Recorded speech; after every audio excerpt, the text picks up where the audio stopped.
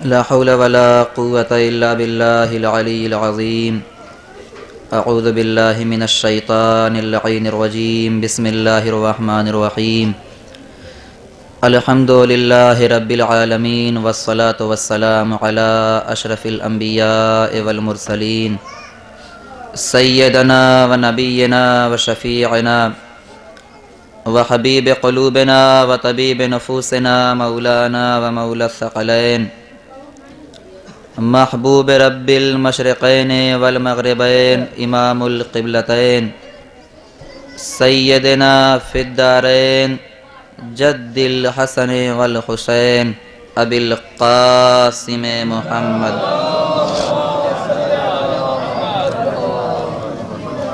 وآله الطيبين الطاهرين المعصومين المظلومين المنتخبين المنتجبين ولعنة الله على أعدائهم وغاصبي حقوقهم ومنكري فضائلهم ومصائبهم وسخاوتهم وشجاعتهم وأمانتهم وصداقتهم وعظمتهم وعطشهم أجمعين من الآن إلى قيام يوم الدين. أما بعد، فقد قال الله تبارك وتعالى في محكم كتابه المبين وهو أصدق الصادقين وقوله الحق. بسم الله الرحمن الرحيم. الذي خلق الموت والحياة ليبلوكم أيكم أحسن عملا وهو العزيز الغفور. صلوات پڑھیں بر محمد.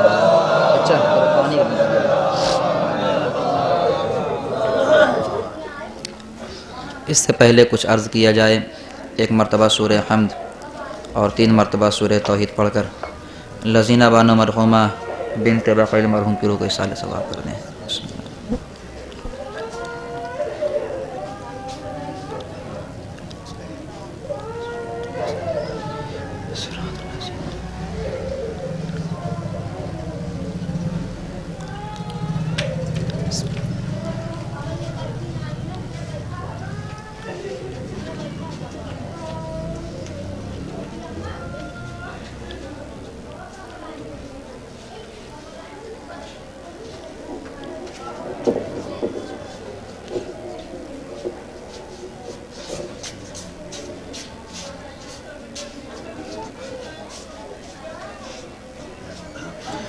اللہم صلی علی محمد. ایک باواز بلند صلوات پڑھیے بر محمد وعلی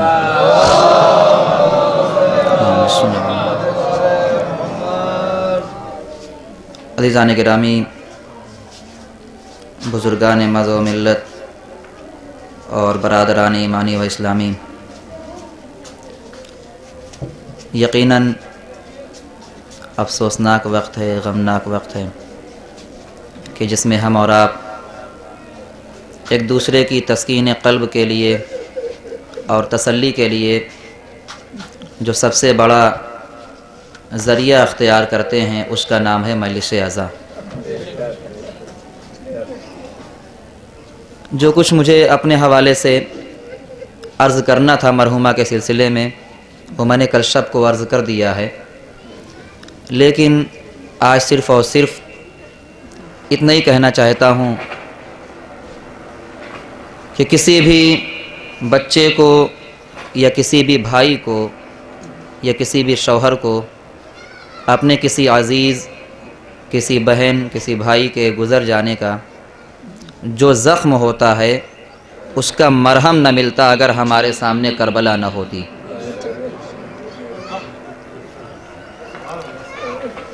میدان کربلا صرف اور صرف شجاعت کا میدان نہیں ہے، بلکہ میدان کربلا ایک ایسا میدان ہے کہ جہاں سے ہمیں ہر طریقے کا درس ملتا ہے، جہاں سے ہمیں ہر طرح کا سبق ملتا ہے. اس میدان کربلا میں ظلم کی دنیا کو دیکھیں تو کوئی انتہا نظر نہیں آتی ہے، لیکن کمال ہے حسین ابن علی کا کہ آپ نے اسی ظلم کی دنیا سے ان جواہر کو اختیار کیا کہ جن کو اپنانے کے بعد آپ کا عزادار کامیاب بن سکیں. ایک دوسرے کی لاش پہ گریہ کرنا لاشوں کا اٹھانا، یہ سب بہت عظیم وقت تھا حسین کے لیے، لیکن حسین نے بھی اس عظیم وقت میں اپنے خدا کو فراموش نہیں کیا۔ میں آپ کے سامنے جو عرض کرنا چاہتا ہوں اسے میرا مجمع محسوس کرے۔ کہا یہ جاتا ہے کہ کربلا کے میدان میں صرف ایک حسین تھے، سب کا نظریہ ایک طرف ہو، لیکن اس حقیر کا نظریہ ایک الگ نظریہ ہے۔ میں یہ نہیں مانتا کہ کربلا کے میدان میں ایک حسین رہے ہوں، اس لیے کہ صرف اور صرف سب کے جسم الگ الگ ہیں، کام سب کا ایک ہے۔ صرف بدن الگ الگ ہیں، کام سب کا ایک ہے۔ جو کام حسین نے کیا وہی کام علی اکبر نے کیا، جو کام علی اکبر نے کیا وہی کام عباس نے کیا، جو کام عباس نے کیا وہی کام جناب قاسم نے کیا۔ اور یہ جملہ کہنے کو جی چاہتا ہے کہ کمال کربلا یہ ہے کہ کربلا میں جو سب سے چھوٹا تھا وہ سب سے بڑا نکلا، جو سب سے چھوٹا تھا اس نے وہ قربانی دی ہے کہ وہ کربلا میں سب سے بڑا کارنامہ کرنے والا شخص قرار پایا۔ ایسا مجاہد، شیر خواری کا عالم اور باپ کی تنہائی، اور اس عالم میں بھی اس بچے نے اپنے آپ کو جو پیش کیا ہے، اس طریقے سے مجھے کائنات میں کوئی بچہ نہیں دکھا جس نے پیش کیا ہو۔ بچہ تو دور کی بات ہے، کائنات کے بڑے بڑے بہادر نہیں دکھے کہ جنہوں نے کسی کی پریشانی کو اس قدر دور کر دیا ہو۔ میرا جملہ اگر محسوس کریں گے تو بولیں گے انشاءاللہ۔ پوری میدان کربلا میں، بلکہ میں پوری تاریخ جنگ کا جائزہ لوں، جتنی جنگیں اسلام میں ہوئی ہیں، تو نتیجہ یہی ہے کہ جو کارنامہ علی اکبر اصغر نے 6 مہینے کی عمر میں کیا ہے کسی نے نہیں کیا ہے۔ دلیل سنیے، دلیل یہ ہے میرے عزیزو کہ ہر ایک نے شہید ہو کر کے حسین کو رلایا ہے، لیکن اس بچے نے شہید ہو کر کے حسین کو ہنسایا ہے۔ ایک صلوات پڑھیے بر محمد والے محمد۔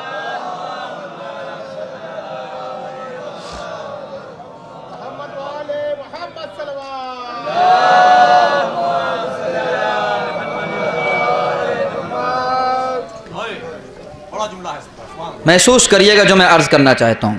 اس بچے کا کمال یہ ہے کہ اس کی قربانی پر حسین روئے بعد میں، مسکرائے پہلے۔ عجب نہیں اس بچے نے آواز دی کہ بابا میں صبح سے دیکھ رہا ہوں کہ جیسے جیسے آپ لاشیں اٹھا رہے ہیں ویسے ویسے آپ کمزور ہوتے جا رہے ہیں۔ بابا میں ایسا کارنامہ کر کے دکھاؤں گا کہ ساری تھکن ایک مسکراہٹ میں دور کر دوں گا۔ وہ کام جناب علی اصغر نے کیا، ساری تھکن کو، حسین کی ساری تھکن کو ایک مسکراہٹ کے ذریعے جو ختم کرے، اسے کائنات علی اصغر کے نام سے جانتی ہے۔ تو یہ ماننا پڑے گا کہ کربلا کے میدان میں کوئی ایک حسین نہیں ہے۔ علی نہیں تھے بظاہر، لیکن کربلا کے میدان میں حسین علی بن کے اٹھے۔ زہرا نہیں تھی بظاہر، لیکن کربلا کے میدان میں زینب زہرا بن کے اٹھی ہے۔ ایسا کردار ان بہن اور بھائیوں نے ادا کیا ہے کربلا کے میدان میں کہ اس کی مثال کہیں اور ہمیں نظر نہیں آتی ہے۔ بے نظیر کردار، لاجواب، عدم المثال کردار کربلا کے میدان میں نظر آتا ہے کہ جہاں پر، اب میں جو جملہ کہنے جا رہا ہوں کہاں سے جملہ کہہ رہا ہوں اسے میرا مجمع محسوس کرے۔ کربلا کے میدان کا، کربلا کی جنگ کا ایک تر امتیاز یہ بھی ہے کہ وہاں پر موت آسان تھی، زندگی مشکل تھی۔ کربلا کے میدان میں جینا مشکل تھا، مرنا آسان تھا، اس لیے کہ یہ وہ خانوادہ ہے جو عزت کی زندگی پسند کرتا ہے۔ ذرا بولیے میں کیا عرض کر رہا ہوں، یہ وہ خانوادہ ہے جو عزت کی زندگی پسند کرتا ہے، ذلت کی زندگی نہیں چاہتا۔ حسین نے بڑھ کے آواز دی تم مجھے شہید کر دو، میرے لیے سب سے بہتر یہی ہے کہ میں عزت کے ساتھ مر جاؤں، کیونکہ مجھے نہ تو ذلت پسند ہے نہ تو ذلت آمیز زندگی پسند ہے۔ لہٰذا ہر حسینی کا یہ فریضہ بنتا ہے کہ اپنی زندگی سے ساری ذلتوں کو دور کرے اور اس راستے پہ چلے جس راستے پہ حسین ابن علی نے چل کر کے یہ پیغام دے دیا ہے کہ اگر زندگی میں ذلت ہو تو اس سے بہتر عزت کی موت ہوا کرتی ہے۔ اللہم صلی کربلا کا میدان، نوجوان بیٹھے ہوئے ہیں، عزادار، ماتمدار، بزرگان قوم بیٹھے ہوئے ہیں، محسوس کریں۔ کربلا کو فقط اور فقط مصائب تک محدود نہ کریں، خود صرف اور صرف واقع کربلا نہیں بلکہ میدان کربلا یہ خود ایک عنوان ہے جس کے تحت گفتگو ہونا چاہیے کہ اس میدان کربلا سے ہمیں کیا ملتا ہے۔ حسین نے جو آئینہ دکھایا اس آئینے میں کیا نظر آتا ہے؟ لیکن میں یہیں پہ اپنے بیان کو روک کر کے آنا چاہتا ہوں اس منزل تک کہ جو میں بیان کرنا چاہتا ہوں۔ میں نے عرض کیا نا کہ کربلا کے میدان میں موت آسان ہو گئی تھی، زندگی مشکل ہو گئی تھی، اور کمال یہ ہے، امتیاز یہ ہے، سب سے بڑی جو صفت ہے وہ یہ ہے کہ آج تک 1,24,000 انبیاء جنہیں اللہ نے پیغام دین کے لیے بھیجا کہ آپ پیغام دین کو لوگوں تک پہنچائیں، اماموں کو بھیجا۔ میں اگر صحیح عرض کر رہا ہوں تو میری بات کی تائید فرمائیے گا، لیکن 1,24,000 پیغمبروں میں سے یا 12 اماموں میں سے کسی نے بھی اپنی زندگی میں موت کا مزہ نہیں بتایا۔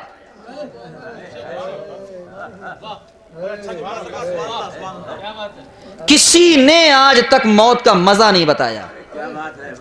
ہاں یہ تو ضرور ملتا ہے، نہج البلاغہ شاہد اور گواہ ہے کہ مولا کائنات نے فرمایا کہ تم مجھے موت سے ڈراتے ہو، اتحدثونی بالموت، تم مجھے موت سے ڈراتے ہو، میں موت سے نہیں ڈرتا ہوں، چاہے موت مجھ پر آ پڑے یا میں موت پر جا پڑوں،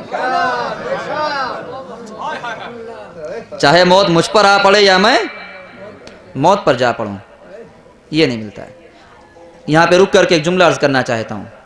آج ہمارے معاشرے کا عالم یہ ہے کہ موت کو اختتام سمجھا جاتا ہے، موت کو فنا کا نام دیا جاتا ہے، موت کو منقطع ہو جانے کا نام دیا جاتا ہے۔ نہیں، نہ تو موت زوال کا نام ہے، نہ تو موت فنا کا نام ہے، نہ تو موت اختتام کا نام ہے، بلکہ موت تو ایک بہانہ ہے علی سے ملاقات کا۔ موت ایک ذریعہ ہے ملاقات علی کا، اور دنیا میں کوئی بھی شخص نہیں ہے جس کے دل میں علی ہو اور وہ یہ انکار کر رہا ہو کہ وقت آخر علی کی زیارت نہیں ہوتی۔ اگر علی دل میں ہے تو سب کا یہ عقیدہ ہے، اگر علی دل میں ہے تو میرے جملہ یاد رکھیے گا، شرط ہے کہ اگر علی دل میں ہے تو زندگی کے بعد موت کے وقت میں علی سے ملاقات ضرور ہوتی ہے۔ بہت ساری چیزیں عرض کرنا چاہتا ہوں اپنے کم وقت میں، اختصار کے ساتھ جملے کو سمیٹنا چاہتا ہوں، موضوع کو سمیٹنا چاہتا ہوں۔ جناب قاسم سے پوچھا، بیٹا تمہارے نزدیک موت کیسی ہے؟ یاد رکھیے گا اس جملے کو جو عرض کرنا چاہتا ہوں۔ کیا فرمایا؟ یا ابت، اے بابا جان، موت میرے نزدیک پوچھ رہے ہیں؟ الموت عندی احلی من العسل، موت میرے نزدیک شہد سے زیادہ شیریں ہے۔ موت میرے نزدیک، آپ مجھے بتائیے کیا کائنات میں شہد سے زیادہ میٹھی کوئی چیز پیدا ہوئی؟ میرا جملہ نہیں سمجھ رہے میں کیا عرض کر رہا ہوں؟ کیا اللہ نے پوری کائنات کی تمام چیزوں کا تجزیہ کریں اور مجھے بتائیں مٹھاس کے اعتبار سے کیا شہد سے زیادہ کوئی شے میٹھی ہے؟ نہیں، جو مٹھاس، جو حلاوت، جو شیرینی شہد کے اندر اللہ نے رکھی ہے وہ کسی اور شے کے اندر نہیں رکھی ہے۔ شاید یہی وجہ تھی کسی اور چیز کا نام نہیں لیا، یہی وجہ تھی کسی اور شے کا نام نہیں لیا۔ کیا کہا؟ میرے نزدیک موت شہد سے زیادہ شیریں ہے۔ اب میں یہاں پہ اپنے پورے مجمع کو، عزاداروں کو لے کر کے جناب مولا قاسم کی بارگاہ میں حاضر ہو کر کے ایک جملہ عرض کرنا چاہتا ہوں۔ اے میرے سرکار، اے میرے آقا اور مولا، ہماری جانیں آپ پر قربان ہو جائیں، آپ ذرا یہ بتائیں کہ آپ نے اپنی زندگی میں موت کا ذائقہ کیسے بتا دیا؟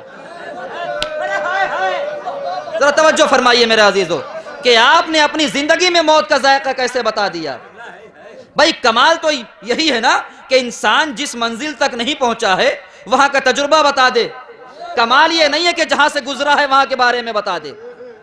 جناب قاسم کا کمال یہ ہے کہ ابھی موت آئی نہیں پھر بھی موت کا ذائقہ بتا رہے ہیں، ابھی تو زندگی کے مراحل طے کر رہے ہیں۔ 13 سال کا سن ہے، کیا سن ہوتا ہے، لیکن ایسا عالمانہ جواب دیا. میں تو یہی کہتا ہوں اے جاہلو, تم علی جیسے عالم کا مقابلہ کرتے ہو, پہلے ان کے پوتے کا مقابلہ کرو.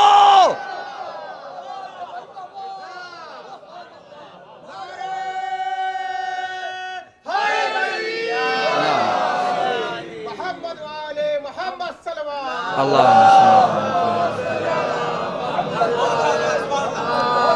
13 سال کا سن, موت شہد سے زیادہ شیریں ہے.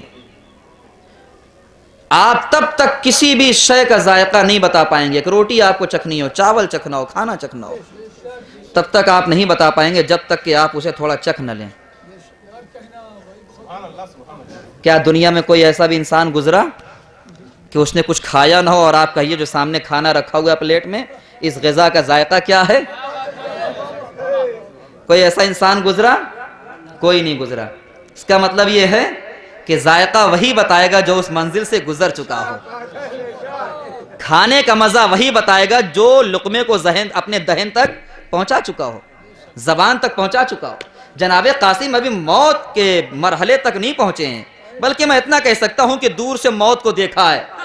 اللہ اکبر, دور سے موت کو دیکھا ہے. بس سب شہید ہو رہے ہیں, دور سے موت کو دیکھا ہے, لیکن موت کے مرحلے تک ابھی نہیں پہنچے. کہا موت شہد سے زیادہ شیریں ہے. میرے مولا آپ بتائیے, یہ ہماری سمجھ میں نہیں آتا ہے. اور کمال یہ ہے خاندان اہل بیت کا کہ جو دعویٰ ہوتا ہے وہ دلیل کے ساتھ ہوتا ہے. ایسا نہیں ہے کہ دعویٰ کیا جائے اور دلیل نہ ہو. ہم اور آپ جب کوئی دعویٰ کرتے ہیں ممکن ہے دلیل ہو, ممکن ہے دلیل نہ ہو, لیکن جب یہ دعویٰ کرتے ہیں تو ادھر دعویٰ ادھر دلیل. یہی ان کے سچے اور حقیقی امام ہونے کی نشانی اور دلیل ہے کہ دعویٰ پہلے کرتے ہیں, پھر اس کے فوراً بعد دلیل فراہم کرتے ہیں. میں کہوں گا اے میرے مولا, ابھی تو آپ موت کے دہانے تک پہنچے نہیں, یہ کیسے بتا رہے ہیں کہ موت شہد سے زیادہ شیریں ہے؟ جناب قاسم آواز دیں گے, تمہاری زندگی میں 2 طرح کی غذائیں ہوا کرتی ہیں. ایک وہ غذا ہوتی ہے جو میٹھی ہوتی ہے, ایک وہ غذا ہوتی ہے جو کڑوی ہوتی ہے. جب تم میٹھی غذا کھاتے ہو تب چہرے کے کیا تاثرات ہوتے ہیں؟ اللہ اکبر, میں کیا عرض کر رہا ہوں. جب تم میٹھی غذا کھاتے ہو تو چہرے کے کیا اثرات و تاثرات ہوتے ہیں, اور جب تم کڑوی غذا کھاتے ہو تو کیا چہرے کے تاثرات ہوتے ہیں. ہم نے کہا یہی معاملہ ہے. جب کوئی شے میٹھی کھائی جاتی ہے تو چہرہ ایسا لگتا ہے جیسے اندر سے سرور محسوس ہو رہا ہو, جیسے اندر سے لذت محسوس ہو رہی ہو, جیسے اندر سے کیف مل رہا ہو. لیکن جب کوئی کڑوی شے کھائی جاتی ہے تو بنا ہوا چہرہ انسان کا بگڑ جاتا ہے, انسان کے چہرے کا جغرافیہ بگڑ جاتا ہے. کچھ پہنچے میں کیا عرض کر رہا ہوں میرے عزیزوں؟ جب کوئی میٹھی شے کھائی جائے تو چہرے کا تاثر اور ہوتا ہے, گویا کہ مسکرانے جیسا, گویا کہ مسکرانے جیسا. لیکن جب کوئی کڑوی شے کھائی جاتی ہے تو اس کا اثر بہت خراب ہوتا ہے. اب کیا کہا گیا کہ موت کڑوی نہیں ہے, موت میٹھی ہے. کیا کہا گیا؟ موت شہد سے زیادہ میٹھی ہے. میں نے کہا ہے میرے مولا, اگر موت شہد سے زیادہ میٹھی ہے تو اس کی دلیل اور تاثر اور اثرات کیا ہے؟ عجب نہیں جناب قاسم آواز دیں, سنو, دعویٰ میں نے کیا ہے, دلیل میرا بھیا علی اصغر دے گا.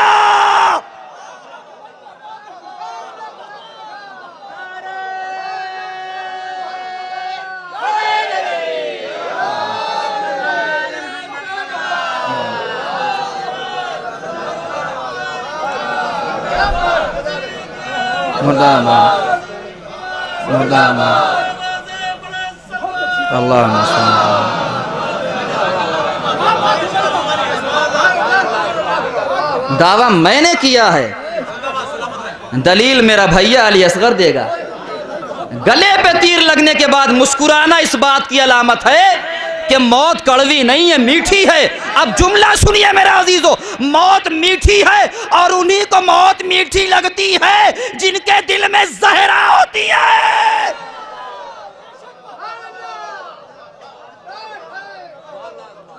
ورنہ یہی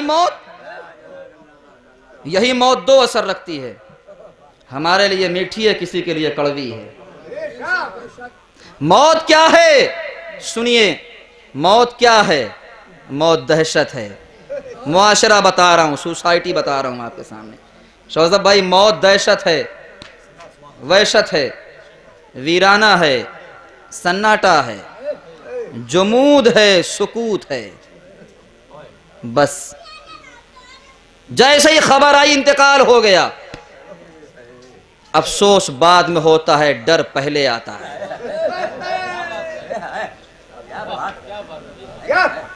افسوس بعد میں، ڈر پہلے۔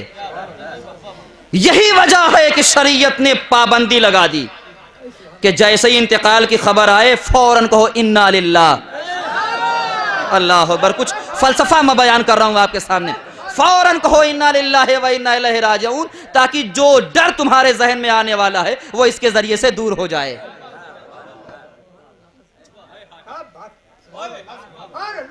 کسی نے پوچھا موت دہشت ہے، وحشت ہے، ویرانہ ہے، سناٹا ہے، جمود ہے، سکوت ہے۔ جب مجھ سے پوچھا گیا تو میں نے بھی دو نظریہ رکھا۔ ہم نے کہا یہی موت دہشت بھی ہے، وحشت بھی ہے، ویرانہ بھی ہے، سناٹا بھی ہے، جمود بھی ہے، سکوت بھی ہے، اور کچھ؟ میں نے کہا جی ہاں، یہی موت نہ دہشت ہے، نہ وحشت ہے، نہ ویرانہ ہے، نہ سناٹا ہے، نہ جمود ہے، نہ سکوت ہے۔ مسکرا کے دھیرے سے کہنے لگے مولانا کیا آپ بھی دو زبان والے ہو گئے؟ میں نے کہا مطلب؟ کہنے لگے کہ ابھی تو آپ اقرار کر رہے تھے کہ موت دہشت وحشت ہے ساری چیزیں، اور ابھی آپ کہہ رہے ہیں یہی موت نہ دہشت ہے، نہ وحشت ہے، نہ ویرانہ۔ تو یہ کیسے ہو سکتا ہے کہ آپ ہی کی زبان سے ایک ہی شے کے لیے دو مفہوم، اور دونوں ایک دوسرے کے اپوزٹ، متضاد، بالکل الگ، یا تو ہے یا نہیں ہے؟ یہ کیا مطلب کہ یہ بھی ہے یہ بھی ہے؟ میں نے کہا بھیا اعتراض بعد میں کرنا، پہلے معیار کو پہچانو، پہلے معیار کو پہچانو۔ کہا معیار کیا ہے؟ میں نے کہا معیار ہے حب علی۔ اگر یہی موت علی کی محبت کے ساتھ آئے تو نہ دہشت ہے، نہ وحشت ہے، نہ ویرانہ ہے، نہ سناٹا ہے۔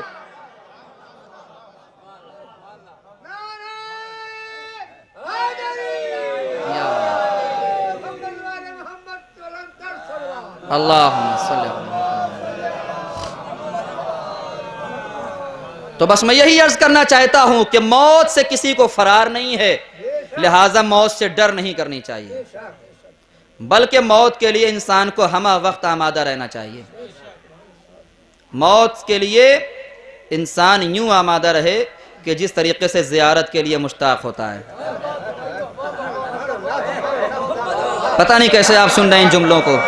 اللہم صلی علی محمد۔ ضروری نہیں ہے جب میں چیخ کے پڑھوں تبھی آپ بولیں، میرے جملوں کی قدر کریں، میں کیا عرض کر رہا ہوں، کیونکہ موت ہی ذریعہ ہے زیارت کا اور ملاقات کا۔ موت کسے نہیں آنی ہے؟ میں آج کی پوری مجلس آئی چچا موت و حیات کے فلسفے پر پڑھنا چاہتا ہوں۔ موت کسے نہیں آنی ہے؟ موت ہر شخص کو آنی ہے، موت سب کو آنی ہے۔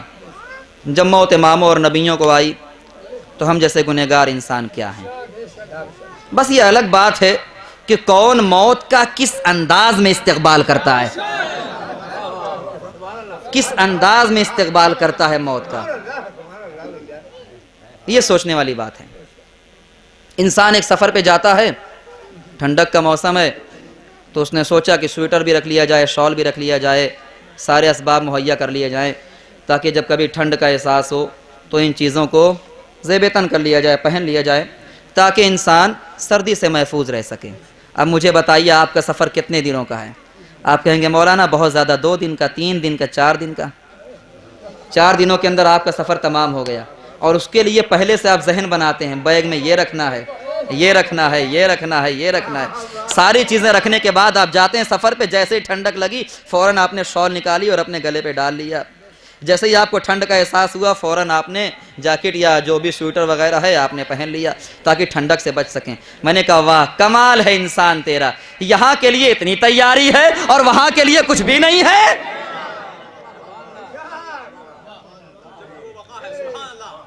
ایک ایسا سفر کہ جو ختم ہو جانے والا ہے اس کے لیے اتنی تیاری کر رہے ہو، اور ایک ایسا سفر جو باقی رہنے والا ہے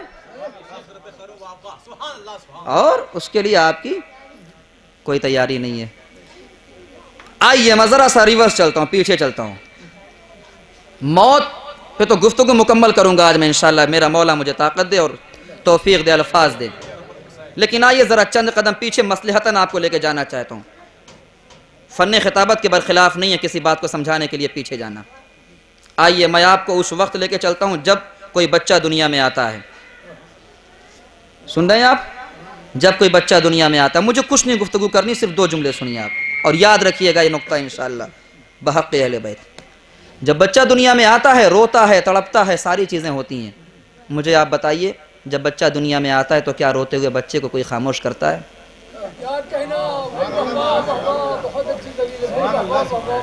روتے ہوئے بچے کو کبھی دیکھا آپ نے جب دنیا میں کوئی بچہ آیا رویا رو رہا ہو تو گھر کا کوئی بزرگ یا کوئی دادی یا کوئی چچی جا کر کے بچے کو خاموش کر رہی ہو؟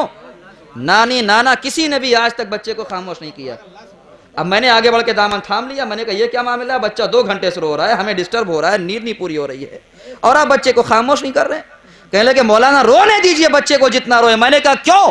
کہا کیونکہ رونا علامت زندگی ہے. ارے قسم خدا کی کہاں بیٹھے ہوئے آپ نے, بہت بڑی بات میں نے کہہ دی ہے. کہا کیونکہ رونا علامت زندگی ہے. بچے کی ابتدا اگر رونے سے ہے تو اس کا مطلب کہ بچے کی حیات ہے, لیکن اگر بچہ شروع میں نہ روئے تو اس کی زندگی کا بھروسہ نہیں ہے. ہم بھی تو یہی کہتے ہیں کہ سال کے آغاز میں محرم میں رو رو کے یہ بتاتے ہیں کہ ہم زندہ قوم ہیں, مردہ قوم نہیں ہے.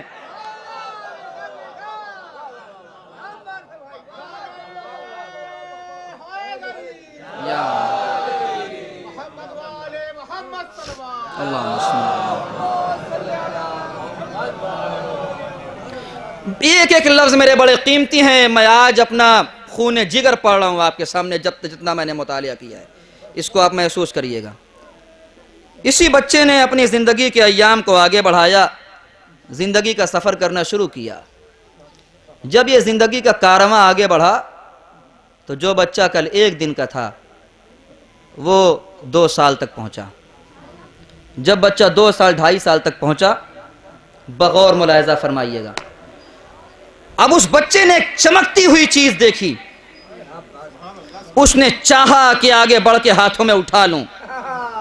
ماں نے دیکھا, بچے کا ہاتھ روک لیا. نہیں بیٹا تم اسے نہیں اٹھا سکتے. کیوں؟ اس لیے کہ یہ چاقو ہے. بچہ اس چاقو سے اپنے آپ کو نقصان پہنچا سکتا ہے. بچہ تڑپ رہا ہے, رو رہا ہے کہ مجھے یہ چیز دے دیجئے. اتنا رو رہا ہے کہ سب پریشان, لیکن کوئی اسے وہ شے دینے والا نظر نہیں آتا ہے. اب بتائیے, حدیث رکھ رہا ہوں آپ کے سامنے, رحمت کے 70 مرتبے ہیں. رحمت کے کتنے ہیں؟ رحم اور رحمت کے 70 مرتبے, جس میں سے 69 یعنی 69 مرتبے اللہ نے اپنے پاس رکھیں. میں کیا پڑھ رہا ہوں ذرا محسوس کریے. 69 مرتبے اللہ نے اپنے پاس رکھیں اور 1 درجہ ماں کو دیا ہے. ادھر بچہ گھر سے نکلا, لڑکھڑایا, ماں نے کہا یا علی مدد. توجہ فرمائیے گا میں کیا کر رہا ہوں. بچے پہ کوئی مصیبت آئی, ماں نے کہا یا علی مدد. بچہ سفر میں ہے, کہیں سے آ رہا ہے, جب تک گھر نہ پہنچ جائے فون سے خیریت لیتی رہتی ہیں, بچہ میرا جلدی سے گھر پہ پہنچ جائے. تو جب ایک رحمت جس کو دی جائے اس کی محبت کا یہ نتیجہ ہے, تو جس کے پاس 69 رحمتیں ہو وہ بندوں کو کتنا چاہتا ہوگا.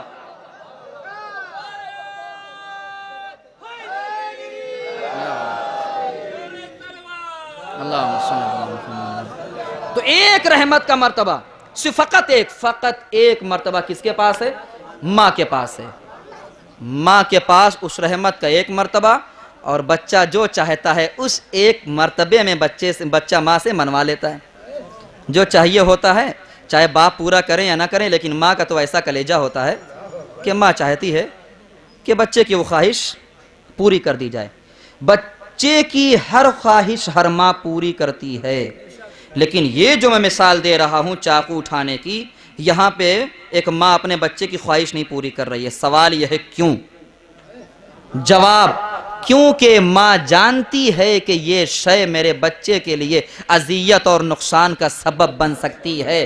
بچہ لاکھ مانے, نہ جانے کہاں جائیں گے آپ, بچہ لاکھ مانگے, تڑپتا رہے, روتا رہے, بلکتا رہے, لیکن ماں کبھی بھی اپنے بچے کے ہاتھ میں وہ شے نہیں دے سکتی جس سے اس کی ذات کو نقصان پہنچے. گویا کی چھوٹی سی داستان نے ہمیں یہ بتا دیا ہے, جس طریقے سے بچہ ماں سے مانگتا رہے مگر ماں نہیں دیتی ہے, اسی طریقے سے ہر بندہ اپنے خدا سے سب کچھ مانگتا ہے, لیکن اللہ وہی دیتا ہے جو بچوں کے فائدے کا ہوتا ہے.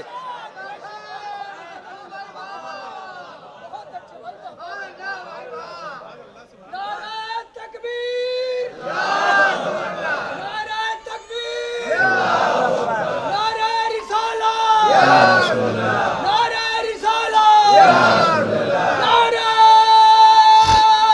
हैदरी, हैदरी, अज़मत आले मोहम्मद पे बावाज़े बुलंद सलवात। अल्लाहुम्मा सल्ली अला मुहम्मद। अब कोई ये ना कहे कि मैं अल्लाह से ये मांग रहा हूँ मगर अल्लाह मुझे दे नहीं रहा है, मैं अल्लाह से इतनी दौलत मांगता हूँ अल्लाह देता नहीं है। देखिए आप वो हैं कि आपने एक मुल्क को देखा है, बस अल्लाह पूरी जहान को देख रहा है, अल्लाह पूरी दुनिया को देख रहा है। और सुनिए आपकी निगाह कहाँ तक काम कर सकती है। जो दूरबीनी अल्लाह के यहाँ है वो आपके यहाँ नहीं है। उसे पता है कि अगर मैं इसे ज़्यादा दौलत दे दूंगा कहीं ये फिरौन तो नहीं बन जाएगा, कहीं ये शद्दाद और नमरूद बन के तो सामने नहीं आ जाएगा। कभी ये मत कहिए कि मैं अल्लाह से मांगता हूँ अल्लाह देता नहीं है, बल्कि ये कहिए कि अल्लाह जो तेरी रज़ा है उस पर मैं राज़ी हूँ, जो तू चाहता है वो मुझे दे, जो मैं चाहता हूँ वो न दे, जो तू चाहता है। कसम खुदा की जुमला नहीं समझ रहे हैं आप। ये नहीं कि जो मैं चाहता हूँ वो दे दे, जो तू चाहता है वो दे। इसलिए कि मुमकिन है जो मैं चाहता हूँ उसमें फना हो, लेकिन जो तू चाहेगा उसमें बका होगी, जो तू चाहेगा उसमें बका होगी, वो शय खत्म होने वाली नहीं है। आइए उसी मिसाल पे फिर आइए। बच्चा रो रहा है, यहाँ पे समझाया जा रहा है। मिसाल के दो रुख जो बयान कर रहा हूँ ना, बहुत कीमती बात है ये। बच्चे को यहाँ सब समझा रहे हैं, बेटा ये चीज़ तुम्हारे लिए मुज़िर है, नुकसानदेह है, हलाकत का सबब है। रोते हुए बच्चे को यहाँ पूरे अहले ख़ानदान ने खामोश करा दिया। वहाँ पर जब बच्चा पैदा हुआ था तो रो रहा था तो सब खुश थे, और यहाँ रो रहा है तो सब नाखुश हैं, नाराज़ हैं। बल्कि यूँ कहूँ कि वहाँ नहीं रो रहा था तो हिला हिला के रुलाया जा रहा था। मैंने कहा भैया इसे क्यों हिला के रुला रहे हैं?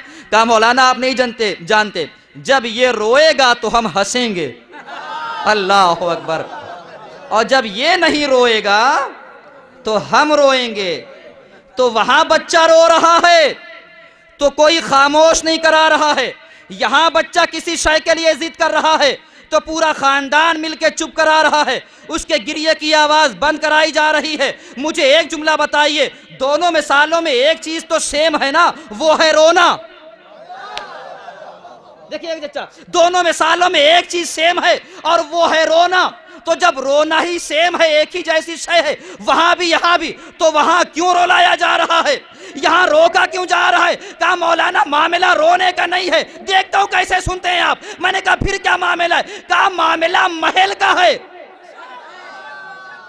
कहा मामला रोने का नहीं है, मामला मकाम महल का है। मैंने कहा मतलब? कहा सुनिए, अगर महल पर रोया जाए तो अच्छा है, बेमहल रोया जाए तो बुरा है। अरे मैं भी तो यही कहता हूं, अगर फर्श अज़ा पे रोया जाए तो अच्छा है, अगर गार में रोया जाए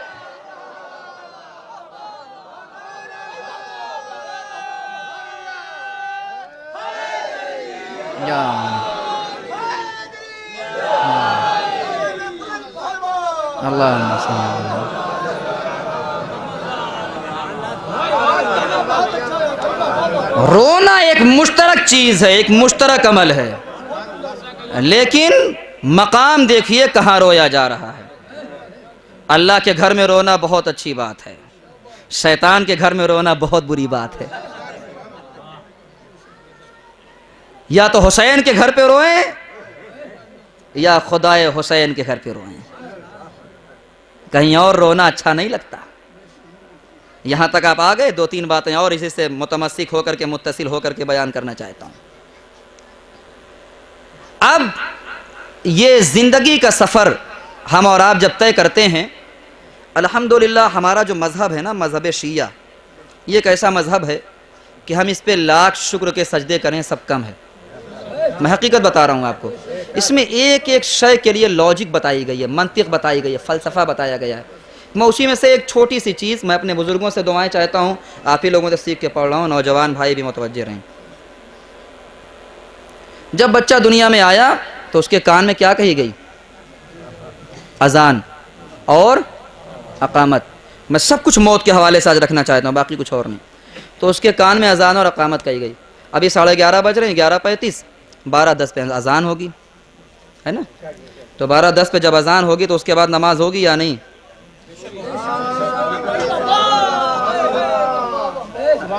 اس کے بعد نماز ہوگی یا نہیں؟ کہا مولانا کیوں نہیں؟ یہ تو رسول اللہ کے دور سے چل رہا ہے کہ جب اذان ہوگی تو ظاہر سی بات ہے نماز ہے۔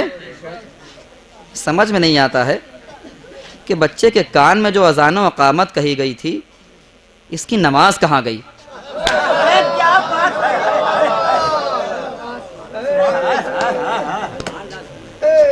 اذان ہو گئی، اقامت بھی کہہ دی گئی بچے کے کانوں میں، اب جو ہے پوری زندگی اسی کشمکش کے عالم میں کہ یہ کون سا شریعت کا مسئلہ ہے۔ دیکھیے میں جو بیان کرنا چاہتا ہوں اسے محسوس کریے آپ، یہ کون سا شریعت کا مسئلہ ہے کہ فقط اور فقط اذان، فقط اور فقط اقامت، نماز کہاں گئی؟ اتنے میں کسی بزرگ نے میرا ہاتھ تھاما، کلیجے سے لگایا، کہا بیٹا سب کچھ کتاب میں نہیں لکھا ہوتا ہے۔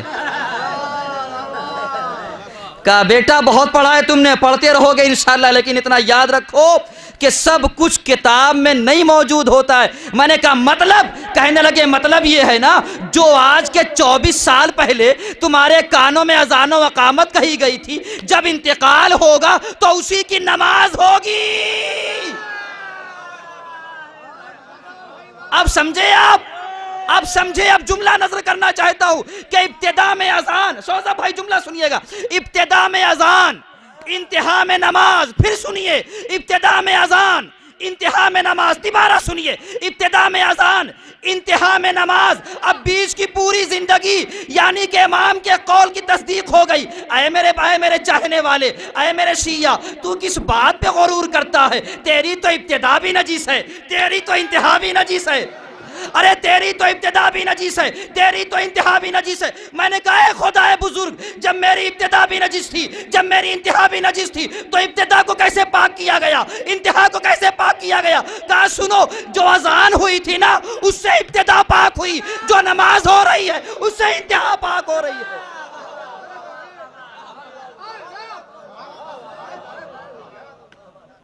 ابتدا کے ذریعے سے، اذان کے ذریعے سے ابتدا کو پاک کر دیا گیا، نماز کے ذریعے سے انتہا کو پاک و پاکیزہ بنا دیا گیا۔ اب یہ پوری زندگی جو انسان کی ہے، یہ زندگی عبادتوں کی زندگی ہے۔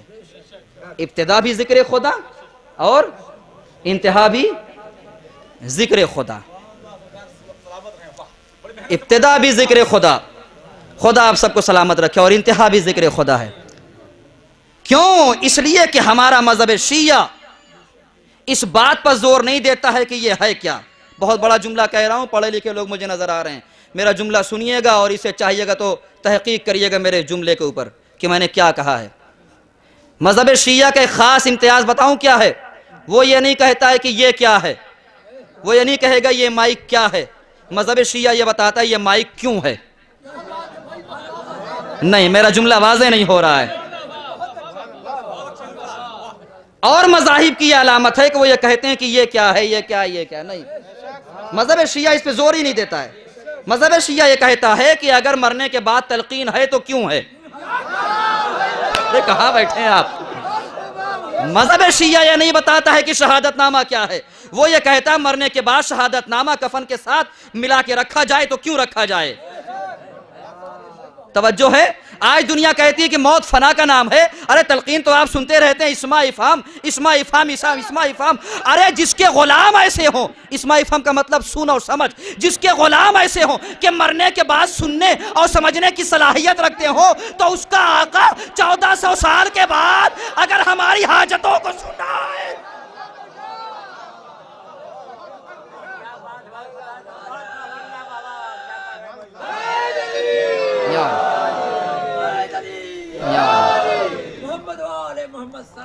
اللہم صلی سن اور سمجھ، اسمع افہم۔ آپ بتائیے کسی اور مذہب میں یہ چیز ہے کہ مرنے کے بعد یہ الفاظ ادا کیے جا رہے ہوں؟ ان کے ہاں یہ عقیدہ مر گیا تو بالکل سے مر گیا۔ ہمارے یہاں یہ ہے کہ مرنے کے بعد بھی سننے کی صلاحیت رکھتا ہے۔ کیوں؟ اس لیے کہ ہم اس کے چاہنے والے ہیں جس کی ٹھوکروں پہ مردے زندہ ہوتے تھے۔ جو ٹھوکروں سے مردوں کو جلائے اسے علی کہتے ہیں. اسماعی فہم یہ ہے تلقین. شہادت نامہ کیوں رکھا جاتا ہے؟ ایک جملہ آپ لوگوں نے سنا ہوگا، عقیدہ بھی ہے کہ فشار قبر. میں اپنا ایک الگ نظریہ رکھتا ہوں، میرے بعض احباب اس پر مجھے تنقید بھی کرتے ہیں، میری بڑی بحثیں ہوتی ہیں، لیکن میں ہمیشہ عقل کو آگے رکھتا ہوں، اس لیے کہ ایک حکم بتاتا ہوں آپ کو، اصول فقہ ایک کتاب اس میں لکھا ہوا ہے، کل ما حکم بہ العقل حکم بہ الشر، کہ شریعت میں جو کچھ بھی ہے وہ عقل کے میزان پہ تول کے رکھا گیا ہے. شریعت کا کوئی حکم عقل کے خلاف نہیں جا سکتا. اب کسی کو عقل مندی ہی نہیں پسند ہے تو ہم کیا کریں؟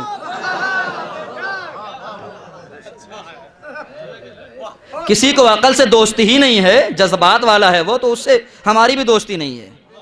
ہماری دوستی عقل سے ہے، عقل مندوں سے ہے، اور الحمدللہ ہمارا فی الحال خطاب بھی عقل مندوں سے ہے.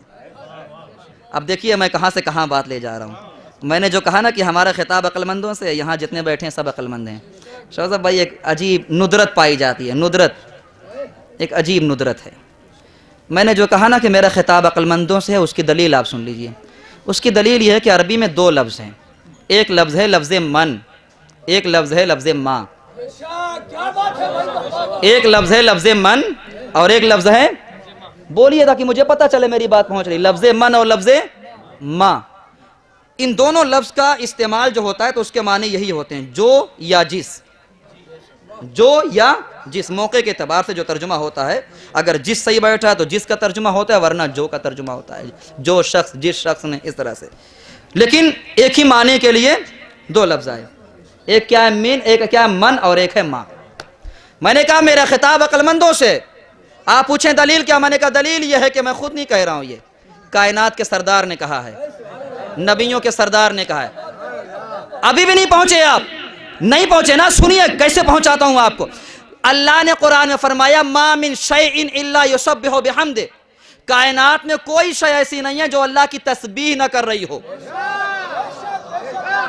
کائنات میں کوئی شے ایسی نہیں ہے جو اللہ کی تسبیح نہ کر رہی ہو، اللہ کی تسبیح نہ کر رہی ہو. تو ماں میں جاندار بھی آتے ہیں، غیر جاندار بھی آتے ہیں. ماں میں عقل مند بھی آتے ہیں اور غیر عقل مند بھی آتے ہیں. لیکن جو لفظ من کا استعمال ہوتا ہے پورے قرآن میں، جہاں جہاں بھی لفظ من کا استعمال ہوا ہے وہاں پر عقل مندوں کے لیے بات آئی ہے، صاحبان عقل کے لیے بات آئی ہے، ان کے لیے بات آئی ہے جن کے پاس عقل ہے، جن کے پاس دماغ ہے، جن کے پاس شعور ہے. ابھی بھی آپ نہیں پہنچے تو بتاؤں، من کنتو مولا فہذا علی مولا. اب اس سے بڑی دلیل کیا ہے عقل مندوں کی؟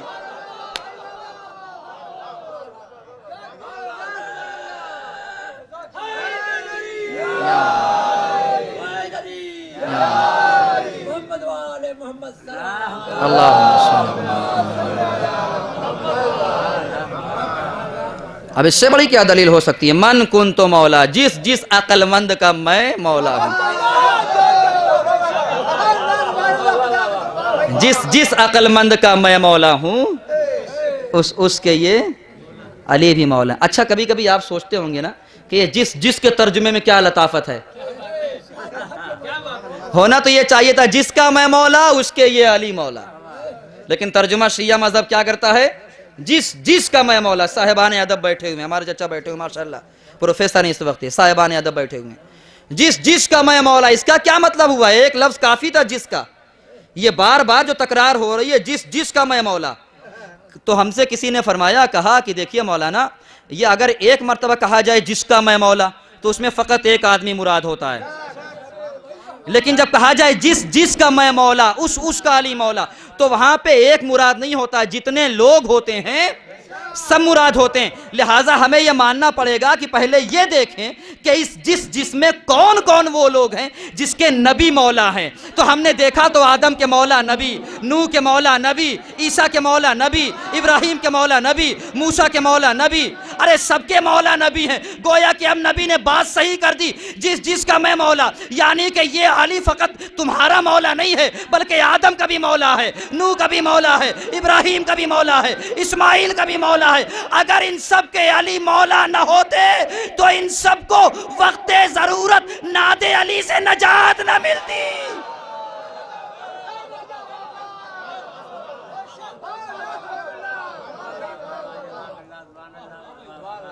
بات کہیں اور جا رہی ہے، میں موڑتا ہوں اپنے رخ کو تاکہ جو بیان کرنا چاہتا ہوں بیان کروں۔ تلقین کیا ہے؟ اسماعی فہم، اس کے بعد شہادت نامہ۔ اس سے پہلے ایک چیز بیان کرنا چاہتا ہوں۔ اللہم، پانچویں تکبیر، اللہم انا لا نعلم منہ یا منہا الا خیرا۔ پروردگار، میں تیرے اس بندے کے حوالے سے، میت سامنے ہے سب کہتے ہیں، میں تیرے اس بندے کے حوالے سے سوائے خیر کے کچھ نہیں جانتا۔ یہ کسی ایک کے لیے نہیں ہے، جتنے لوگ یہاں بیٹھے ہوئے ہیں، جتنے مریں گے سب پر یہ جملہ کہا جائے گا۔ اب ذرا سا میرے جملے کی کڑواہٹ کو محسوس کر لیجئے گا، آپ میرے جملے کی کڑواہٹ کو ذرا محسوس کریے گا۔ مرنے والا چاہے شرابی ہو، لا نعلم منہ الا خیرا، سوائے خیر کے اس کے بارے میں کچھ نہیں جانتا۔ ہے شرابی، آپ سب کھڑے ہو کے کہہ رہے ہیں سوائے خیر کے کچھ نہیں جانتا۔ کہاں بیٹھے ہو میرے بھائیو؟ ہو یا چلے گا میرے عزیزوں؟ میں کیا کہہ رہا ہوں ذرا بولیے، میں کیا عرض کرنا چاہتا ہوں۔ مرنے والا ہے زناکار، آپ کہہ رہے ہیں لا نعلم منہ الا خیرا۔ مرنے والا ہے بدماش بدتمیز، آپ کہہ رہے ہیں لا نعلم منہ الا خیرا۔ بد کردار، ساری صفات رذیلہ اس کے اندر پائی جاتی ہیں، اور آپ کہہ رہے ہیں لا نعلم منہ الا۔ میرا سوال اگر غلط ہو تو آپ مجھے ممبر سے اتارنے کا حق رکھتے ہیں۔ جب آپ کو پتا ہے کہ جو مرا ہوا انسان ہے یہ کل شراب پی رہا تھا، اس نے کل قتل کیا ہے، اس نے کل 10-15 کو گمراہ کیا ہے، تو آپ کیوں کہہ رہے ہیں لا نعلم منہ الا خیرا، کہ سوائے خیر کے کچھ نہیں جانتا؟ آپ کا ایک جواب ہوگا، مولانا ہم سے نہ پوچھئے، ان سے پوچھئے جہاں سے تلقین آئی ہے۔ ہم سے نہ پوچھئے، وہاں سے پوچھئے جہاں سے یہ آیا ہے۔ ہم سے نہ پوچھئے، وہاں سے پوچھئے جو اس کا مرکز ہے، جہاں سے یہ چیز پاس ہو کے آ رہی ہے۔ یعنی اماموں سے پوچھئے۔ آئیے اماموں سے پوچھتے ہیں، میرے آقا مولا سید و سردار، ہمارے رہبر، ہمارے پیر، ہمیں یہ بتائیں کہ لا نعلم منہ الا خیرا کا فلسفہ کیا ہے؟ مرنے والا تو بدکار ہے، لیکن ہم یہ کہہ رہے ہیں کہ اس کے بارے میں سوائے خیر کے کچھ نہیں جانتے۔ اب سنیے، حدیث کہتی ہے کہ یہ جملہ دنیا میں کوئی بھی مسلمان مرے، اگر اس کے اوپر کھڑے ہو کر کے 40 لوگوں نے یہ جملہ کہا تو اس کے سارے گناہ معاف۔ ایک صلوات پڑھیے اسی بات پہ بر محمد والے۔ حدیث ہے، یہ حدیث ہے، یہ میرا قول نہیں ہے کہ آپ تعجب کریں، کہ جس انسان کے اوپر بھی 40 افراد کھڑے ہو کر کے یہ کہہ دیں اللہم انا لا نعلم منہ الا خیرا، تو اس کے سارے گناہ اللہ محو کر دیتا ہے، معاف کر دیتا ہے۔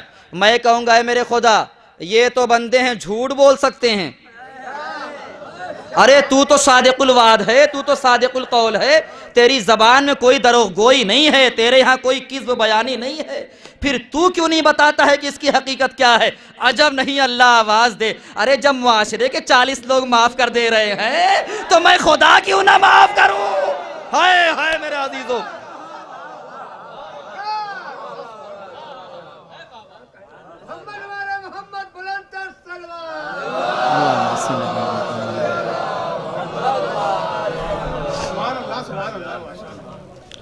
اس کے بارے میں سوائے خیر کے کچھ نہیں جانتے۔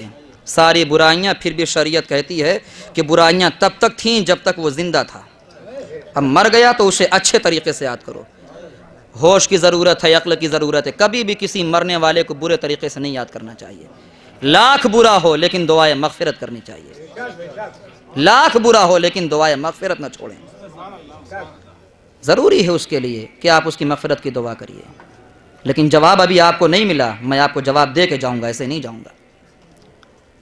اس کا جواب میں آپ کے سامنے عرض کر دوں اور میں اس کو تمام کر رہا ہوں۔ خیر جانتا ہوں، اس کے سوا کچھ نہیں جانتا۔ اب آئیے، میرے معبود، برائیاں تھیں تو تو نے اپنے رسولوں کے ذریعے سے ہم تک یہ بات کیوں پہنچائی کہ ایک برے انسان کے بارے میں ہم کھڑے ہو کر کے یہ اقرار کریں کہ اس کے بارے میں سوائے اچھائیوں کے، نیکیوں کے، خیر کے کچھ نہیں جانتے؟ تو عجب نہیں اللہ آواز دے، تم یہ مت دیکھو کہ اس کے اندر خیر کیا تھا، شر کیا تھا، برائیاں کیا تھیں، نیکی کیا تھیں، بس یہ دیکھو کہ کس کا چاہنے والا تھا، کس کی محبت میں مرنے والا تھا، کس کا ماتم کرنے والا تھا۔ اس لیے کہ علی کی محبت گناہوں کو اس طرح سے کھا جاتی ہے جس طرح آگ سوکھی لکڑی کو جلا کے خاک کر دیتی ہوتی ہے.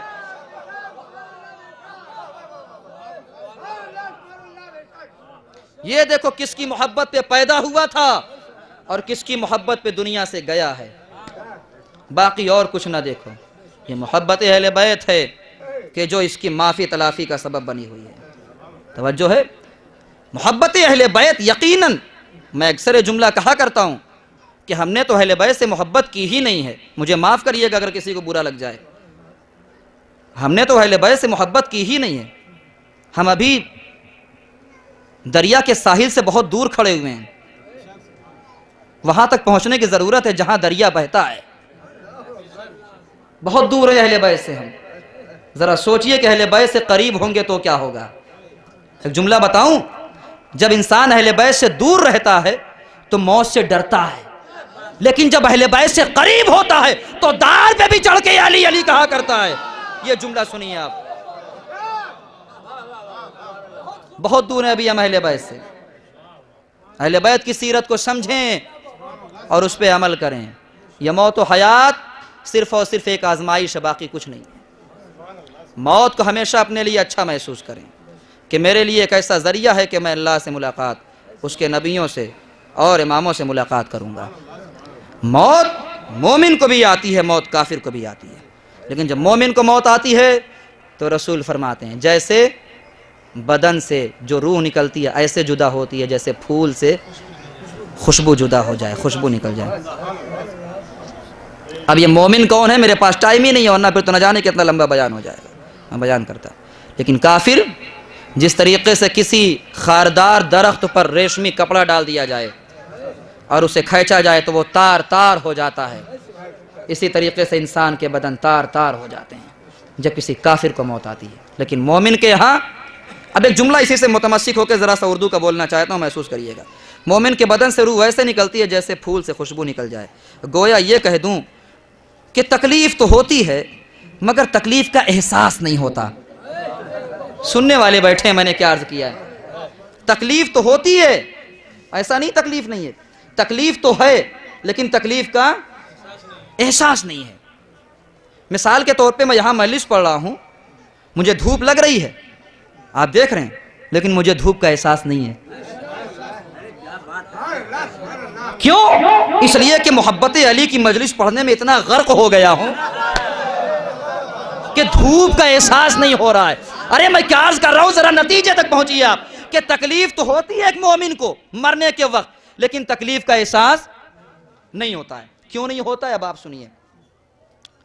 آپ سنیے, جناب یوسف علیہ السلام کی داستان قرآن مجید میں موجود ہے, جسے قرآن نے کیا کہا, احسن القصص, سارے قصوں میں سب سے بہترین قصہ کہا کہ نہیں کہا ہے.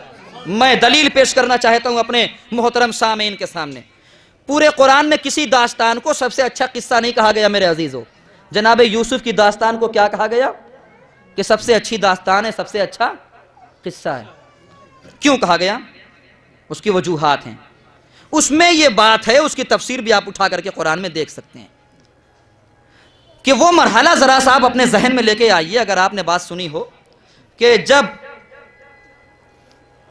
جناب یوسف علیہ السلام پر, میں بہت سبل کے الفاظ کا استعمال کر رہا ہوں, الزام لگا ہے نا. جناب یوسف علیہ السلام پر ایک نبی پر الزام لگایا گیا, اور یہ الزام لگانے کی تاریخ بھی بڑی پرانی ہے, سن لیجیے آپ. کوئی کردار پہ الزام لگاتا ہے, کوئی دماغ پہ الزام لگاتا ہے,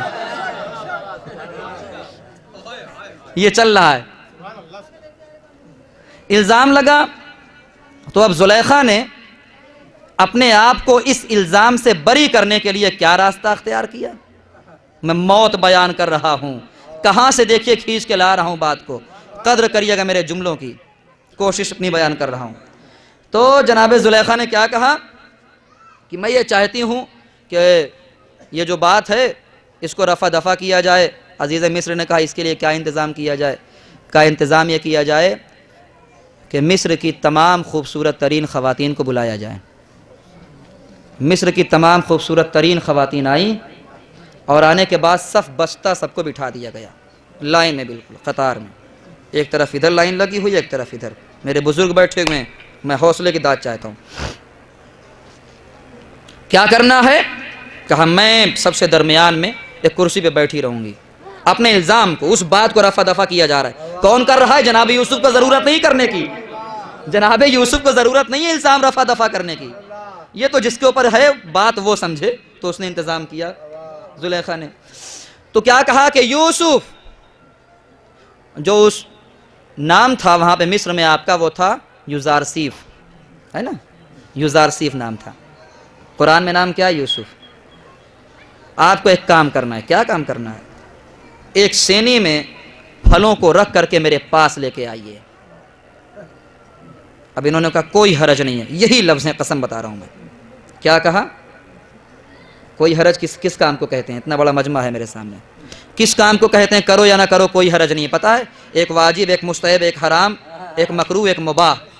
مباح کام کو کہتے ہیں کوئی حرج نہیں ہے، چاہے کرو. میں کیا عرض کر رہا ہوں، سن رہے ہیں میرے عزیزو آپ؟ میں کہاں سے بات لا رہا ہوں، ذرا سمجھیے میری بات کو. ایک مباح کام تھا. یوسف نے کہا، جناب یوسف نے کہا کوئی حرج نہیں ہے.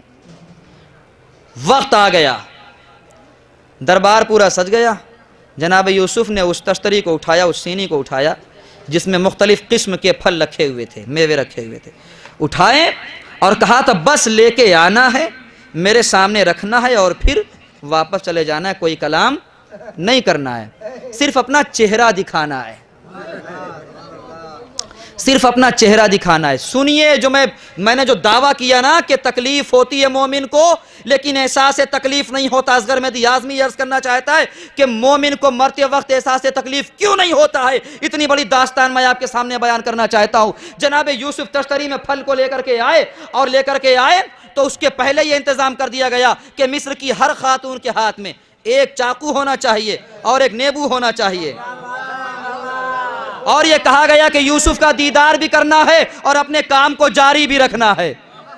یوسف کا دیدار بھی کرنا ہے، یوسف کا، سنیے، یوسف کا دیدار بھی کرنا ہے اور اس کے بعد لیمو بھی کاٹنا ہے. اگر کوئی یوسف کے دیدار میں کھو جائے اور لیمو نہ کٹے تو پھر وہ بعد میں سزاوار ہوگی. اتنی قید لگا دی گئی تو سب کے سب خوف زدہ کہ ضرور ہم تو لیمو ضرور کاٹیں گے ورنہ سزا کا سامنا کرنا پڑے گا. اب سب کی نیت، سب کا ارادہ یہ ہے کہ نیبو کو کاٹا جائے، لیمو کو کاٹا جائے. اور وہ زوردار تیزدار چاقو جب دیا گیا تو نہ جانے کیا کیا اڑا دے. اور اس کے بعد جب لے کر کے آئے ہیں جناب یوسف، تو قرآن مجید گواہ ہے. جناب یوسف لے کر کے آ رہے ہیں، ایسے چل رہے ہیں جیسے رسول چلا کرتے تھے. اللہ اکبر. سنیے، یہاں پہ ٹھہر کے سنیے. پوچھا گیا جو حضرت یوسف سے راز حسن، کہنے لگے کہ پڑ گیا سایہ رسول کا. اتنا حسن تھا جناب یوسف کے اندر. لے کر کے آئے اور لے کر کے چلے گئے. جیسے ہی آئے چلے گئے. ایک مرتبہ زلیخا نے جب مصر کی تمام خواتین کو دیکھا تو کیا دیکھا کہ لیمو کٹنے کے بجائے سب کی انگلیاں کٹ گئی تھی. ایک مرتبہ متوجہ، جملہ سنیے، متوجہ ہو کر کے فرمایا میں نے تم سے یہ کہا تھا کہ لیمو کاٹنا ہے، یہ انگلیاں کیوں کٹی؟ سب نے ایک زبان ہو کر کے کہا اے شہزادی ہمارا قصور کیا ہے؟ ہم تو یوسف کے حسن کے دیدار میں اتنے محو ہو گئے تھے. مرنے والا مرتا ہے، تکلیف نہیں ہوتی نا. کہ یوسف کے دیدار میں اتنے محو ہو گئے تھے کہ انگلیاں کٹ گئی مگر تکلیف کا احساس نہیں ہوا. ارے جب مومن مرتا ہے تو تکلیف کا احساس کیسے ہو؟ علی آ جاتے ہیں، تکلیف ختم ہو جاتی ہے.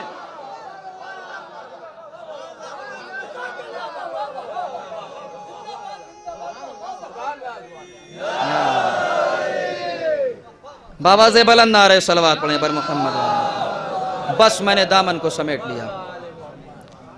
مومن کا یہ کمال ہے، مومن کی یہ شان ہے، مومن کی یہ عزت اور فضیلت ہے کہ اس کو وقت نزاع اس آقا کی ضرورت، اس آقا کی زیارت نصیب ہوتی ہے جس کی زیارت کے لیے پوری زندگی شوق رکھتا ہے کہ میرے مولا کب مجھے اپنے روضے پہ بلا لیجئے،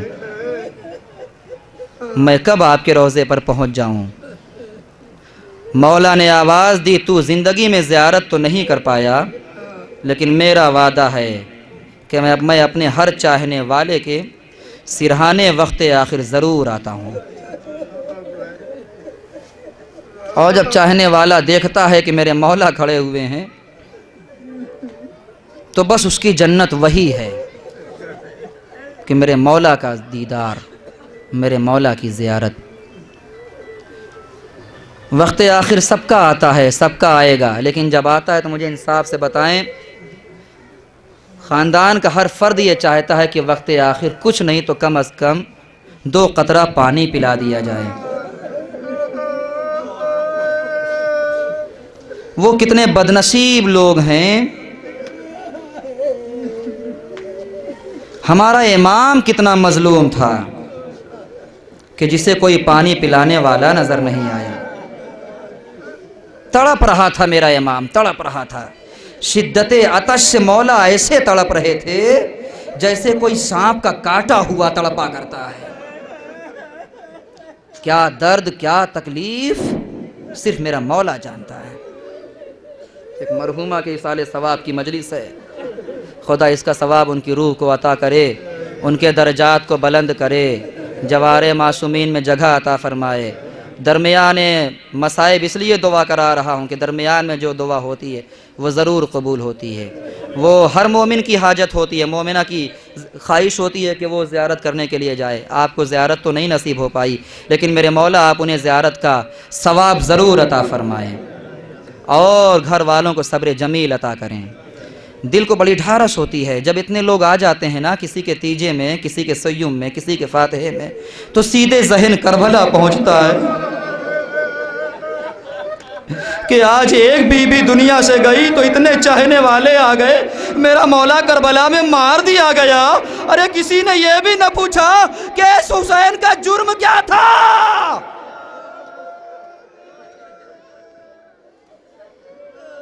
ایک بچی اپنے باپ کے لیے تڑپتی رہی، کسی نے سر پہ دستے شفقت نہ پھیرا۔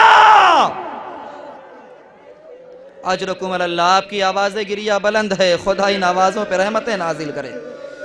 میں قیامت کا جملہ کہنا چاہتا ہوں، کسی کے دل کو ٹھیس پہنچے تو مجھے معاف کر دیجئے گا۔ میرے سامنے 2 مقام ہے، ایک ہے مدینہ اور ایک ہے کربلا۔ مدینے میں بھی ظلم ہوا ہے، کربلا میں بھی ظلم ہوا ہے۔ مدینے کا ظلم بھی قابل برداشت نہیں ہے، کربلا کا ظلم بھی قابل برداشت نہیں ہے، لیکن فرق یہ ہے نا آزادارو کہ کربلا میں ماں کے سامنے بچوں کو مارا گیا، مدینے میں بچوں کے سامنے ماں کو مارا گیا۔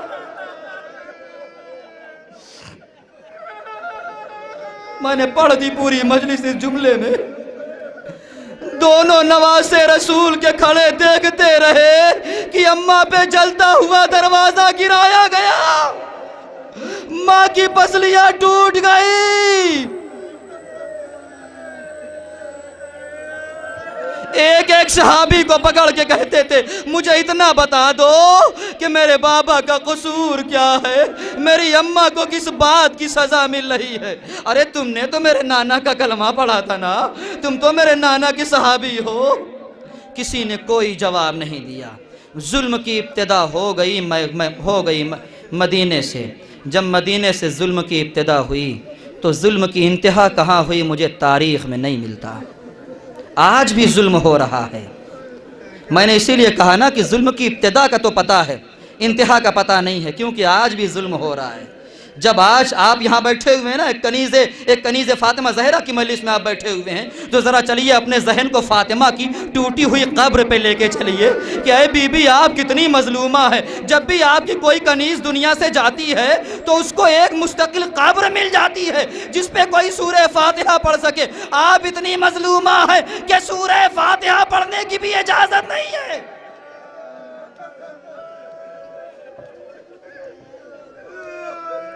کہ اگر کوئی سورہ فاتحہ پڑھنا چاہے تو اسے روک دیا جاتا ہے۔ لیجیے عزادارو، وہ وقت آ گیا، میں سارے مصائب کو چھوڑ رہا ہوں، وہ وقت آ گیا کہ غسل ہوا، لیکن ہاں بی بی جانتی تھیں کہ میرا غم اتنا بڑا ہے کہ ابو الحسن اتنی آسانی سے برداشت نہیں کر پائیں گے۔ جو ہمارے یہاں کا سانحہ ہے نا، جو انتقال ہے، جس کی مجلس ہو رہی ہے، میں وہیں تک اپنی بات کو لانا چاہتا ہوں اور اسی سے ملا کر کے کچھ ایسے مصائب پڑھنا چاہتا ہوں کہ آپ کو بھی یہ احساس ہو جائے کہ اس باپ کے دل پہ، ان گھر والوں کے دل پہ کیا گزرے گی کہ جو ماں اپنے چھوٹے چھوٹے بچوں کو چھوڑ کے چلی جائے۔ بی بی نے وصیتیں کی ہیں۔ پہلی وصیت یہ ہے کی ہے کہ میرا جنازہ تاریکی شب میں اٹھائیے گا، تاریکی شب میں اٹھائیے گا۔ فریاد کروں اے بی بی، آپ کو پردے کا اتنا خیال کہ میرا جنازہ تاریکی شب میں اٹھائے؟ ذرا آئیے شام و کوفہ میں دیکھیے آپ کی بیٹیاں بے مقن و چادر۔ دوسری وصیت فرمائی، مجھے غسل آپ ہی دیجئے گا، مجھے کفن آپ ہی پہنائیے گا۔ اب سنیے وصیت، میرا مولا مجھے طاقت دے، قوت دے کہ میں مصائب شہزادی کو آپ تک پہنچا سکوں۔ روایت کہتی ہے تیسری وصیت یہ تھی کہ بی بی نے گڑ گڑاتی ہوئی آواز میں کہا، اے ابو الحسن، میرے بچے بہت چھوٹے چھوٹے ہیں،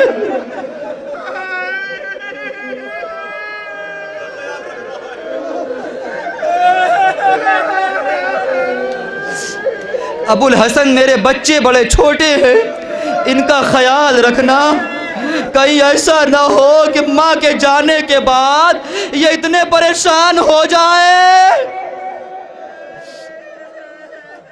ایک اور وصیت کی ہے، ایک اور وصیت کی ہے کہ اے ابو الحسن دیکھو، میرے مرنے کے بعد نا، میرے مرنے کے بعد میری قبر پہ آنا، سورہ یاسین پڑھنا، مجھے بڑا سکون ملے گا۔ میں نے مجلس کو ختم کر دیا عزادارو، وصیتیں آپ لوگوں نے سن لیں۔ آئیے ذرا سا مدینے کی طرف چلتے ہیں۔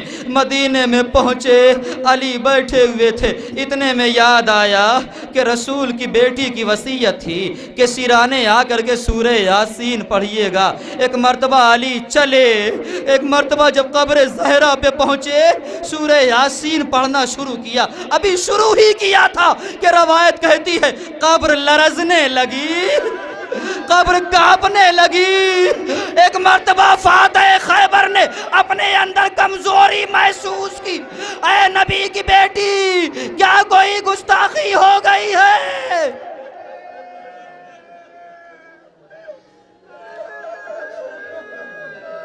خدا آپ کو جزا عطا فرمائے، اجرکم علی اللہ۔ ابو تراب نے تراب پہ ہاتھ رکھا، اے نبی کی بیٹی، کیا مجھ سے کوئی گستاخی ہو گئی ہے؟ کیا مجھ سے کوئی خطا ہو گئی ہے کہ قبر میں بھی آپ پہ ظلم ہو رہا ہے کیا؟ ایک مرتبہ آواز آئی، اے ابو الحسن خبردار، ایسا نہ کہیے، آپ سے کوئی خطا نہیں ہوئی ہے، میری وصیت یاد ہے نا، میرے چھوٹے بچے حسین کو پیاس بہت لگتی ہے، جلدی گھر واپس جائیں، میرا بچہ پیاسا ہے۔ علی نے قبر کو چھوڑا، گھر پہ آئے، کلیجے سے لگایا، اے بچے حسین، تجھے پانی پلا دوں، اے مولا یہ مدینے کی پیاس ہے، کربلا میں آ جائیے گا، جواب کا یہی حسین۔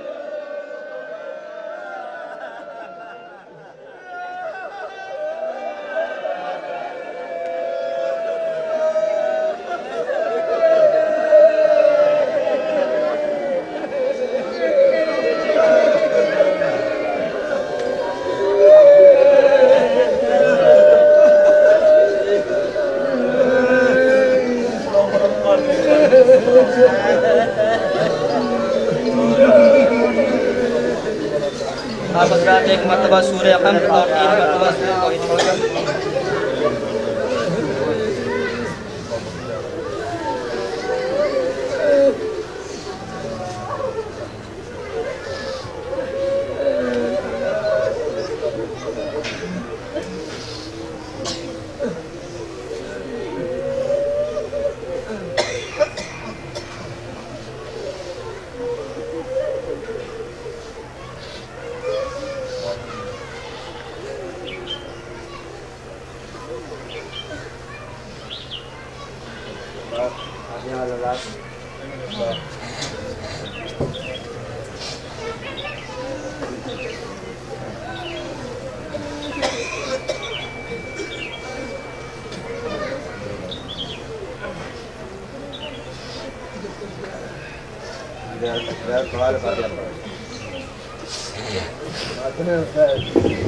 السلام علیکم یا ابا عبداللہ، السلام علیکم یا رسول اللہ، السلام علیکم وعلی جدک و ابیک، السلام علیکم وعلی امک و اخیک، السلام علیکم ورحمۃ اللہ وبرکاتہ، السلام علیکم یا غریب الغرباء، السلام علیکم یا مقین الضعفاء والفقراء، السلام علیکم یا شمس الشموس و یا انیس النفوس ایھا المدفون بارض طوس، السلام علیکم یا ابا الحسن علی بن موسی الرضا ورحمۃ اللہ وبرکاتہ، السلام علیکم یا مولانا یا صاحب العصر والزمان، الامان الامان الامان، السلام علیکم یا خلیفۃ الرحمن، السلام علیکم یا مظہر الایمان، السلام علیکم یا شریک القرآن، عجل اللہ تعالی فرجک وسهل اللہ تعالی مخرجک وظہورک، السلام علیکم ورحمۃ اللہ وبرکاتہ۔